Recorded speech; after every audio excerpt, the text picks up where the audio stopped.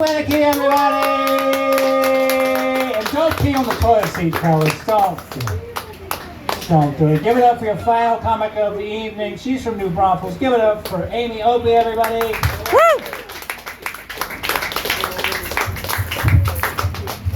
Hey y'all, thanks for sticking around. You know, this is part of my bucket list. I was going to climb Mount Everest, but the waiting line is even worse than this, I hear. People are dying to get up there. You know?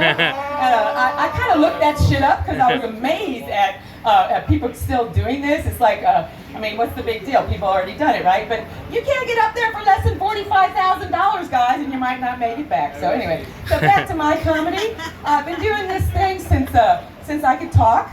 I think my shit's funny. If you don't, that's okay. I laugh at myself on the way home. I learned a lot of things in life, and some of the things I didn't want to learn.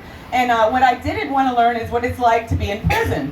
I was one of those people that got in that experience of the government put out crack cocaine in the 80s. Well, I was one of those people that tried it out, and I liked it. And I got 20 years for $20 worth of crack cocaine in 1992. And when I was in Texas here, y'all were paying my rent from 92 to 05 if y'all had a job in that time.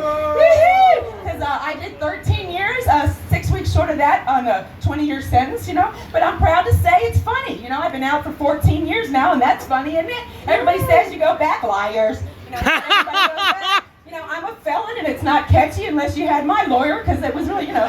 So, but I want to tell you the 3 things I learned in the 3 minutes I got. Let me tell you, the first thing I learned is that self-support is the greatest way. Masturbations, guys. Get it down, get it down.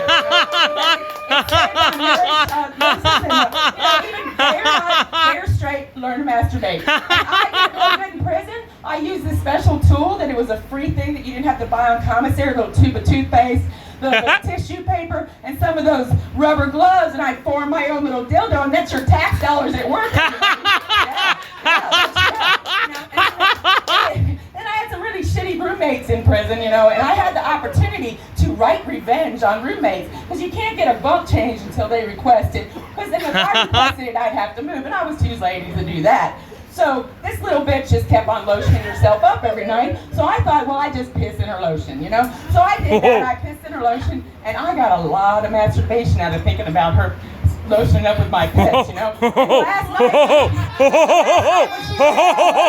that's when she asked for the bunk change. Anyway, the very last thing, I got to learn to be a teacher in prison, because they use John Silly Hospital as a teaching hospital. And the reason why they asked me to be a teacher is because I had hemorrhoids.